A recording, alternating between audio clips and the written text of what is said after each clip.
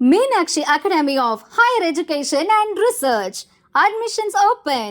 Apply online. Cookery சேனலை பார்த்து யார் வேணாலும் சமையல் பண்ணலாம். ஆனா சுவையான சமையல் பண்றது எப்படி? நான் இதயம் நல்லெண்ணெயில சமையல் பண்றேன். ஆஹா ஓஹோன்னு பாராட்டுறாங்க. நீங்களும் இதயம் நல்லெண்ணெயில சமையல் பண்ணுங்க, பாராட்ட வாங்குங்க. தினம் தோறும் வாங்குவே இதயம் இதயம். கோவை மாநகராட்சி மேயராக இருந்த 19வது வார்டு கவுன்சிலர் கல்பனா கடந்த மாதம் பதவியை ராஜினாமா செய்தார். திமுக நிர்வாகிகள் கவுன்சிலர்களுடன் மோதல் போக்கு, பார்லிமெண்ட் தேர்தல் பணியில் திருப்தியின்மை, கணவர் ஆனந்தகுமாரின் தலையீடு என அடுத்தடுத்து வந்த புகார்கள், சர்ச்சைகளால் அவரை ராஜினாமா செய்ய கட்சி தலைமை சொன்னதாக கூறப்பட்டது. புதிய மேயரை தேர்வு செய்வதற்கான தேர்தல் நாளை நடைபெற உள்ளது. அதற்கான ஏற்பாடுகள் செய்யப்பட்டுள்ளன. மேயர் பதவியை கைப்பற்ற பெண் கவுன்சிலர்கள் சிலர் கட்சி உயர்மட்ட நிர்வாகிகள், அமைச்சர்கள் மூலம் காய் நகர்த்தினர்.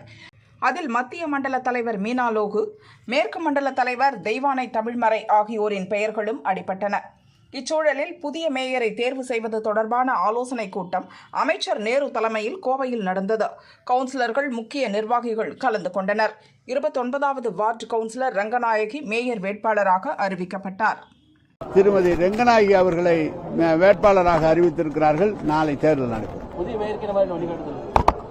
அரசு தீட்டுகிற திட்டங்களை உள்ளூர் மக்களின் தேவை அறிந்து, உள்ளூர் மக்களோடு இணைந்து, மாநகர் மன்ற உறுப்பினர்களோடு இணைந்து அனைவருடைய எதிர்பார்ப்பை தீர்க்கிற வகையிலே செயல்பட வேண்டும். மாண்புமிகு முதல்வர் அவர்களுக்கும், மாண்புமிகு சின்னவர் அவர்களுக்கும், அனைத்து அமைச்சர் பெருமக்களுக்கும், மண்டல குழு தலைவர்கள், நிலைக்குழு தலைவர்கள், உயர்திர துணை மேயர் அவர்களுக்கும் நன்றியை தெரிவித்துக் கொள்கிறேன். உடனே இந்த கேள்வி கேட்டீங்கன்னா நான் சொல்ல முடியாது, நான் சொல்றேன். ரங்கநாயகி மேயர் வேட்பாளராக அறிவிக்கப்பட்டதால் அதிக எதிர்பார்ப்பில் இருந்த கவுன்சிலர் மீனா லோகு கண்ணீர் விட்டு அழுதபடி அங்கிருந்து சென்றார்.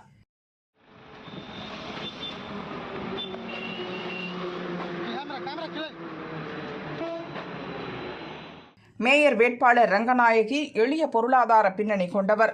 வாடகை வீட்டில்தான் வசிக்கிறார். பள்ளி படிப்பு மட்டும் முடித்தவர். முதல் முறையாக கவுன்சிலராக தேர்வானவர். கோவை எம்பி ராஜ்குமாரின் ஆதரவாளர். ரங்கநாயகியின் கணவர் ராமச்சந்திரன் 29வது வார்டு வட்ட செயலாளராக இருக்கிறார். கோவை மாநகராட்சியில் மொத்தம் 100 வார்டுகள் உள்ளன. இதில் 96ல் திமுக மற்றும் அதன் கூட்டணி கட்சிகள் வென்றுள்ளன. இதனால் ரங்கநாயகி போட்டியின்றி மேயராக தேர்வு செய்யப்படுவதற்கான அதிக வாய்ப்பு உள்ளது.